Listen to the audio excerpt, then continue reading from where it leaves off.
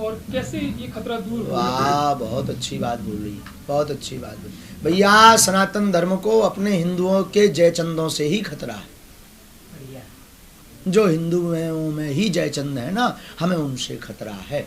और सनातन धर्म बिल्कुल खतरे में है। हमें लगता है जितना अन्य धर्मों से हमें दिक्कत नहीं है, उतना अपने हिंदुओं के जयचंदों से दिक्कत है। तो उनको समझाने के लिए और हिंदुओं को जगाने के लिए बोलते रहते हैं, स्वधर्मे निधनम श्रेया पर धर्मो भयावहा, गीता के अनुसार। महाराज जी, उत्तर प्रदेश का जो बुंदेलखंड है वो एरिया लगातार कुछ दिन मांग कर रहा है पृथक बुंदेलखंड राज्य की जी। आप मध्य प्रदेश के बुंदेलखंड से हैं जी। तो इस मांग को कितना जायज मानते हो, कितना सही है ये मांग कि बनना चाहिए राज्य? बहुत अच्छा बात है आपका। वैसे तो सकल भूमि गोपाल की है, दास तो ऐसे जीवन में जीता है कि सभी भूमि हमारे ठाकुर जी की है, पर विकास की दृष्टि से मानवों के हित के लिए पृथक राज्य बुंदेलखंड बनना चाहिए। इसके संपूर्ण समर्थन में दास है। महाराज जी, अभी उत्तराखंड में कुछ दिनों पहले एक महाकुंभ का आयोजन हुआ, उसमें कहा गया अब हमको तलवार से भी बढ़ के हिंदुओं को कुछ सोचना चाहिए, तभी सनातन धर्म बचेगा। तो मतलब कैसे देख रहे हैं आप इस बयान को अपनी अपनी बुद्धि मत देखिए। माला और भाला दोनों की आवश्यकता है। महाभारत का युद्ध अगर केवल बांसुरी बजाने से अगर हो जाता तो भगवान श्री कृष्ण चक्र सुदर्शन नहीं उठाते। जब भगवान श्री कृष्ण महाभारत जैसे युद्ध में बांसुरी के साथ साथ चक्र सुदर्शन उठाते हैं तो प्रत्येक धर्मावलंबी जीव को अपने कल्याण के लिए, धर्म को बचाने के लिए, धर्म की रक्षा के लिए, भारत की विश्व की धरोहर की रक्षा के लिए, विश्व की धरोहर है सनातन धर्म, इसके बचाने के लिए तरह तरह के हमें लगता है कि इस प्रकार के अस्त्र शस्त्र का उपयोग करना चाहिए, उचित है। महाराज जी, यहाँ का कार्यक्रम कितना सफल रहा? ये तो आप सब बता सकते हैं। आप तो नारद जी की भूमिका निभा रहे हैं सब। कई जगह पर आप जाते हैं तो यहाँ के लोगों का कितना प्यार, कैसा प्यार आप? अद्भुत, अरे बड़ा प्यार, वीर भूमि है। हम तो पहले दिन भी कथा में हमने बोला ना, यहाँ के युवाओं में जो जोश है ना वो अनोखा है। बुंदेलखंड में सबसे ज़्यादा अनोखा महोबा के युवाओं का जोश है। युवाओं का ही नहीं, लोगों का जोश, एक धर्म का नहीं, सभी धर्मों का प्यार, वो स्नेह ममत्व दिल को छू गया साहब। वीरों की भूमि, इसलिए हम कहते हैं ये वीरों का नगर है और आज भी यहाँ वीरों का DNA दिखाई पड़ता है। महाराज जी, गोरखगिरी पर्वत है, गुरु गोरखनाथ की स्थली है जी। यहाँ त्रेता युग में भगवान श्री राम भी आए थे जी। तो वहाँ के लिए क्या कुछ आपके लिए? गोरख भूमि अभी दास दर्शन करने नहीं पहुँच पाया है, श्रवण किया है, लोगों के माध्यम से भी हमने सुना है। अभी कुछ यहाँ के उत्तर प्रदेश के मुखिया ने भी कुछ उस समय उसका सौंदर्यीकरण के निर्माण के लिए सहयोग भी किया है। चूँकि पूर्व में हमें ऐसा पता है कि पूर्व में उसे स्वीकार नहीं किया जा रहा था, अब स्वीकार करने लगे हैं और वास्तविकता है। गोरख भूमि अद्भुत होगा, जो लोगों के मुख से सुना वास्तविक तपोस्थली है। उसके लिए हम यही कहेंगे कि सबको प्रत्येक स्थान, अरे जिसकी जहाँ आस्था है उस आस्था के साथ खिलवाड़ ना करके उसके विकास पर ध्यान देना चाहिए। और कोई हमसे पूछे कि महाराज आप किसकी बात करते हैं, देखो भैया सनातन की तो शरीर बात करता ही है, पर ज़्यादातर हमारा प्रयास है सबसे पहले मानव को मानव बनाए। महाराज जी, देश के कोने कोने से श्रद्धालु आपके दर्शन करने के लिए आते हैं, आपको सुनने के लिए आते हैं। ऐसी कौन सी भाषा है जो सीधे खींचे चले आ रहे हैं आपकी तरफ और आपके दर्शन को आते होते हैं?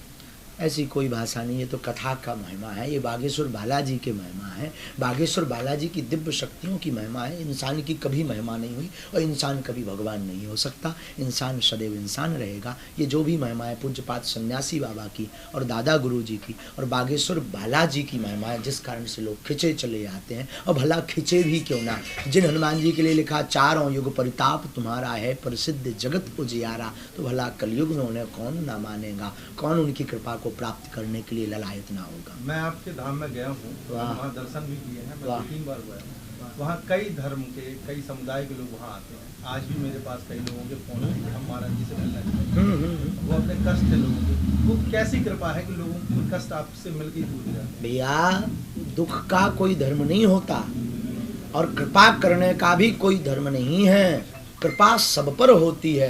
बारिश जब होती है तो बारिश भेद नहीं देखती है कि ये हिंदू का घर है, कि ईसाई का घर है, कि ये मुसलमान भाई का घर है। जब बारिश होती है तो वो हर घर में बराबर मात्रा में अपनी बूंदों को गिराता है आकाश। उसी प्रकार बालाजी की कृपा भी जो उनकी शरण में आ जाता है सब पर वो अपनी कृपा बरसाते हैं। और आज तक लाखों भक्त बागेश्वर धाम गए, हर धर्म के जुड़े लगभग अब ये आकलन प्रस्तुत नहीं किया जा सकता, लगभग 1 से 1,500 मुसलमान भाई हमारी आत्मा हैं जो बागेश्वर धाम भी आते, हमारा सहयोग भी करते और यहाँ तक कि हमारे प्रत्येक संकल्प में सहभागी भी बनते। सिख भाई की तो कहीं नहीं क्या, लगभग 4-5 हज़ार परिवार जुड़े होंगे जो घर घर बागेश्वर बालाजी का चित्र रख करके भगवान नाम जप कर रहे हैं। तो कृपा बारिश है, कृपा न आकाश है। बागेश्वर बालाजी भी विश्वव्यापी है, जो उनकी शरण में आता वो मुस्कुरा करके आशीर्वाद देते।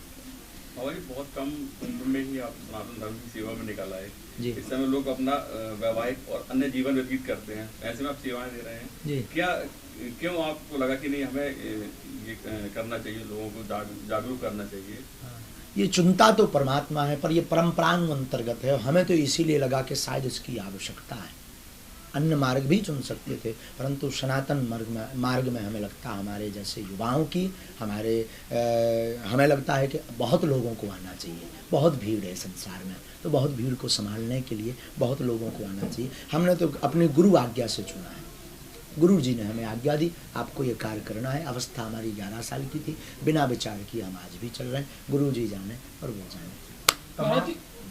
तमाम ऐसे धर्म गुरु भी हैं जिनकी वजह से सनातन धर्म को बहुत क्षति पहुंची है निश्चित तौर पर। ऐसे में आप जो काम कर रहे हैं या जिस प्रकार से आप सेवा कर रहे हैं या जो आपकी शक्तियाँ हैं उससे लोगों का आप जो निराकरण कर रहे हैं उसको लेकर भी तमाम प्रश्न उठते हैं। ऐसी स्थिति में आप क्या कहेंगे लोगों के लिए? संसार का काम है। देखो भाई, देखो जगत को आप संपूर्ण जगत को समझा नहीं सकते, संपूर्ण जगत को आप अपना नहीं बना सकते। ये जगत कभी किसी का नहीं हुआ, भरत जी का नहीं हुआ। राम के राज्य में धर्म चक्रवर्ती सम्राट के पुत्र भगवान राम रावण जैसे विलन का वध करके आ रहे और बड़े बड़े महापुरुषों ने भगवत्ता की उपाधि दे रहे। उसके बाद स्वयं भगवान श्री राम जी भी राजा बन रहे। 11,000 वर्ष तक राम राज्य चल रहा, उसके बाद भी जाति का धोबी भगवान पर उंगली उठाता है। तो जब भगवान राम पर लोगों ने टिप्पणी कर दी तो हम तो आम हैं। ऐसी स्थिति में हमें लगता है ये चलता रहेगा। हमें अपने कर्म सत्कर्म को बढ़ाते रहना है, करते रहना है। और रही धर्मगुरुओं की बात, तो जितने भी धर्मगुरुओं ने ये कृत्य किया है उनमें शायद कोई गुरु परंपरानु अंतर्गत नहीं रहा। अगर गुरु परंपरानु अंतर्गत होता ना तो वो 100 बार विचार करता। शायद उसके अंदर ब्राह्मणत्व नहीं रहा, मानत्व नहीं रहा, उनके अंदर व्यापारीकरण रहा, इसलिए ऐसा कृत्य किया होगा। बाकी हरिक्षा कब बुद्धि किसकी कौन परमात्मा पलटा दे कोई ठिकाना नहीं। गुरुदेव, समाज के युवाओं के लिए कुछ संदेश आपके? वाह, बहुत अच्छा। समाज के युवाओं के लिए हम यही कहना चाहेंगे, आओ सब मिलकर के मानवता का सबको पाठ पढ़ाएं और स्वयं भी मानवता का पाठ पढ़ें। आओ सबसे पहले श्रेष्ठ मानव होने के चरित्र का निर्माण करें। ये समाज के युवाओं से हमारी प्रार्थना भी है और रिक्वेस्ट भी है। और समस्त मीडिया वालों से भी कहेंगे, युवा नशा में भाग रहा है, महोबा भी नशा से ग्रसित है। उत्तर प्रदेश का मध्य प्रदेश का बॉर्डर है, दोनों प्रदेशों का नशा यहाँ पर व्याप्त है। मध्य प्रदेश का भी और उत्तर प्रदेश का भी, दोनों प्रकार का नशा यहाँ व्याप्त है प्रचुर मात्रा में। तो हम यही प्रार्थना करेंगे कि आप लोग इसे जरूर दिखाइएगा। बच्चों, हमारे युवा साथियों, ये नशा, व्यसन, गंदगी चीज़ें, विस्टल आदि दुनियादारी के नशा छोड़ करके राम का नशा, श्रेष्ठ मानव होने का नशा और मानवता का नशा, समाज हित करने का नशा का जुनून जरूर करो। यही अच्छा है। खुमारी ये ना उतरेगी, हमेशा चढ़ी रहेगी। समाज कल्याण के लिए बागेश्वर धाम की तरफ से क्या क्या कार्य हो रहे हैं? वाह, समाज कल्याण के लिए बागेश्वर धाम से भैया नित्य अनवरत, बागेश्वर धाम एक ऐसा दिव्य स्थल है जहाँ दरबार निःशुल्क है, अर्जी निःशुल्क है और प्रतिदिन लगभग 1-1,500 लोगों को निःशुल्क भंडारा प्राप्त होता है। भारत का पहला ऐसा स्थान है, इसे जरूर अपनी मीडिया पर बताइएगा सब लोग, प्रार्थना है हमारी। भारत का पहला ऐसा दरबार है बागेश्वर धाम जहाँ की दान पेटी से गरीब कन्याओं का विवाह करवाया जाता है, जहाँ की दान पेटी से आने वाले चढ़ावा से, और अभी तक 45 कन्याओं का ऑन रिकॉर्ड विवाह करवाया जा चुका। और पुनः 2022 में 1 मार्च को 108 गरीब कन्याओं का विवाह बागेश्वर धाम बालाजी की दान पेटी से करवाया जाएगा। महाराज जी, आपकी अपार जन समर्थन को देखकर यहाँ पर तमाम जो पार्टी के नेता हैं वो कह रहे हैं कि आप बीजेपी के लिए काम कर रहे हैं, कितना सही मानते हैं? वाह, शायद किसी ने कहा हो, हमारे तो सब पार्टी के शिष्य हैं, हम किसी के लिए काम नहीं करते। कोई एक पार्टी से हमें जोड़ नहीं सकता पूरे भारत में। हम केवल यहाँ नहीं, पूरे भारत में जाते हैं, हमारे सब शिष्य हैं। हमें पार्टी से मतलब नहीं, एक बात कान खोल कर वो सुन लें, धर्म से राजनीति चलती है, राजनीति से धर्म नहीं चलता।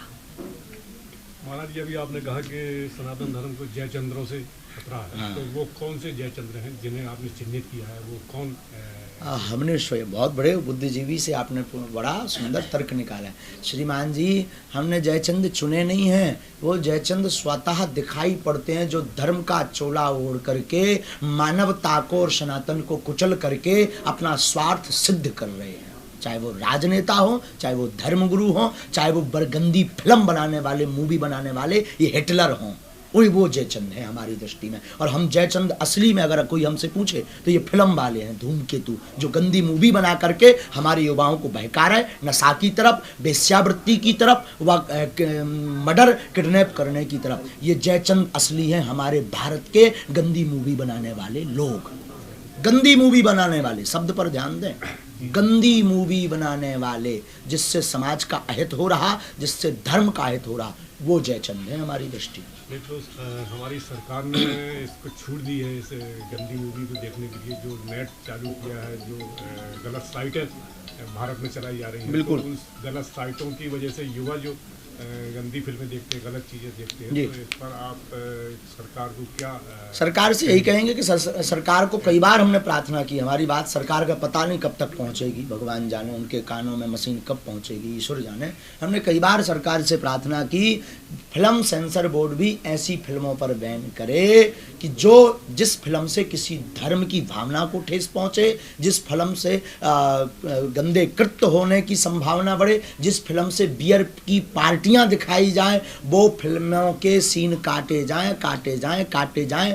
जो है आपके समाज में ही OMG जैसी फिल्में, गंदी फिल्में जिसमें सनातन धर्म के ऊपर उंगली उठाई गई, और एक PK जैसी गंदी फिल्म जिसमें भी सनातन धर्म के ऊपर उंगली उठाई गई। इनको रोका जाए फिल्म सेंसर बोर्ड, नहीं तो कालांतर में भैया बड़ी विचित्र स्थिति बनेगी अगर हम अभी नहीं सुधरे। हमें ये एक बात केवल सनातन की नहीं कह रहे, आज हमारे बना रहे, कल वो किसी और धर्म के खिलाफ बनाएंगे। उन्हें तो TRP चाहिए ना, व्यूअर्स चाहिए ना।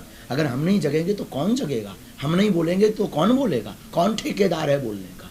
तो आपको लगता है कि हम किसी पार्टी के हैं? हमारी एक ही पार्टी है, उस पार्टी का नाम है बजरंगबली, उस पार्टी का निशान है मुगदर, और उस पार्टी का नारा है जय श्री राम। महाराज जी, भगवान श्री राम वनवास काल के दौरान महोबा भी आए थे और वो कुछ क्षण यहाँ रुके थे, और यहाँ आज भी सीता रसोई बनी हुई है। वाह। लेकिन ऐसे जो स्थान हैं वो बिल्कुल उपेक्षित पड़े हुए हैं, जो बिल्कुल खंडहर में तब्दील होते जा रहे हैं, जो युवाओं को मालूम ही नहीं कि यहाँ सीता जी आई थी। तो ऐसे स्थानों को विकसित करने के लिए आपकी ओर से क्या सुझाव है? क्या आपके महोबा उत्तर प्रदेश में भगवान श्री राम जी से जुड़े हुए, वनवास काल से जुड़े हुए जितने भी ये महातीर्थ हैं, सुंदर ये महातीर्थों में हैं, दिव्य भूमियों में हैं। हम प्रार्थना करेंगे यहाँ के शासन प्रशासन के अधिकारियों से, यहाँ के समाज सेवियों से, यहाँ के सनातन धर्म के कार्य करने वाले प्रत्येक हनुमान रूपी युवाओं से, कार्यकर्ताओं से, कृपा करके ऐसे स्थलों को चिन्हित करके वहाँ कथाओं का आयोजन, मेलाओं का आयोजन, वहाँ पर क्षेत्रीय प्रतिभा को बढ़ाने का आयोजन, क्षेत्रीय कला को बढ़ाने का आयोजन करें, ताकि उसका नाम स्वभाव बस जन जन तक पहुँचे और लोग दर्शन करने पहुँचे। ये जो स्थान की बात कर रहे हैं सीता रसोई की, वो गोरखपुरी पर्वत में ही। वाह। अगर दास को समय मिला तो हम तो कल तो एक तो जा रहे हैं बड़ी चंडिका, 2-3 स्थल, और परसों नरसों हम कोशिश करेंगे हम दर्शन। महाराज जी, आज 25 दिसंबर है, क्रिसमस है, जैसे कि आप देख रहे हैं सनातन धर्म भी इस त्योहार को मनाने लगा है, क्या कहना है इस बारे में सनातन धर्म? ये नकलची है, यही तो जयचंद है, नकलची है, धूमकेतु है, बुद्धिहीन है, दोगले हैं, दो मुइयां सांप हैं, आगे के लगे मूर्ख, हाँ, जो दूसरों की चीज़ों को चुरा रहे। अरे तुम आज तुलसी दिवस भी तो है, आज गुरु दिवस भी तो है, आज मदर्स फादर्स डे भी तो हो सकता, माता पिता की पूजा का दिन भी तो हो सकता है। एक प्लास्टिक के पेड़ को पूजा करने से क्या फायदा है? वास्तविक पेड़ को लगा के बताओ, असली क्रिसमस डे तो ये है। मनाओ ना, मनाओ ना, ये पगला गए हैं सब, इनकी बुद्धि सब। यही तो जयचंद है, दिखाओ ना इन्हें जयचंदों को। इनकी बुद्धि ठिकाने तभी लगेगी जब सब सनातनी ऐसा बोलेंगे और सभी सनातनी जब तक तुलसी पूजन नहीं करेंगे। हमें किसी धर्म से बुराई नहीं है, बुरा मत मानना, हमारा अपना काम है अपने धर्म को संरक्षित करना, वरना धर्मांतरण देश में प्रचुर मात्रा में हो रहा है। हमें ना तो क्रिसमस डे से कोई दिक्कत है, ना हमें जयचंदों से, हम तो उल्टी आफत मोल ले रहे, हम तो दुश्मन बन रहे, हमारा तो नहीं तो बढ़िया काम चल रहा, कथा कर रहे, दरबार कर रहे, हमें क्या है को सैत में इसमें मोल ले आफत बेफजू की मोल ले रहे लोग। हमारी फोटो धरे आए कि कब जो फंसे तो सारी हटन से लगी है। हम तो केवल सनातन की रक्षा के लिए, मानवता के लिए एक अपनी बलिदान देवे के चक्कर में हम बोल रहे जी बात है। हमें क्रिसमस डे से कोई दिक्कत नहीं है, सबको अपने अपने धर्म को मनाने की छूट है, भारत में नहीं पूरे विश्व में, और हमारी तरफ से आशीर्वाद है। लेकिन सनातनियों से कहेंगे आप आज तुलसी दिवस मनाइए। महाराज जी, आप यूपी में कई जगह जाते रहते हैं, यूपी में अभी कुछ महीनों में चुनाव है, कैसा काम कर रही मौजूदा सरकार इस समय, और क्या उम्मीद है आगे भी ये सरकार आ सकती है कि नहीं आ सकती है? आप भगवान जाने, आप अर्जी जरूर लगवाइएगा।